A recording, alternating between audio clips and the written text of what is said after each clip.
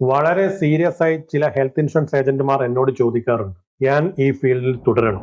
അപ്പോൾ ഞാൻ അവരോട് തിരിച്ചു ചോദിക്കാറുണ്ട്, നിങ്ങൾക്ക് ബോറടിച്ചു തുടങ്ങിയത് നിങ്ങളുടെ പ്രൊഫഷനാണോ, അല്ലെങ്കിൽ നിങ്ങൾ ചെയ്യുന്ന ഈ പഴയ രീതികളാണോ?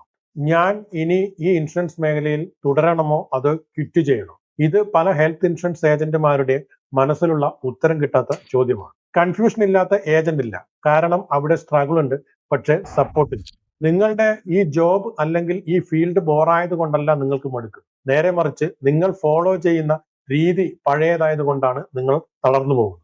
നിങ്ങൾക്ക് ഒരു ഡിജിറ്റൽ സിസ്റ്റം ഉണ്ടെങ്കിൽ നിങ്ങൾക്ക് ലീഡ്സ് വരും, ക്ലയൻസ് തന്നെ നിങ്ങളെ ഫൈൻഡ് ചെയ്യും.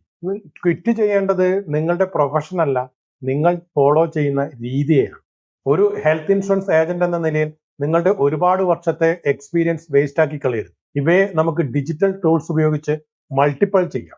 നിങ്ങൾ ഒരിക്കലും ഗിവ് അപ്പ് ചെയ്യരുത്, അല്ലെങ്കിൽ ഉപേക്ഷിക്കരുത്.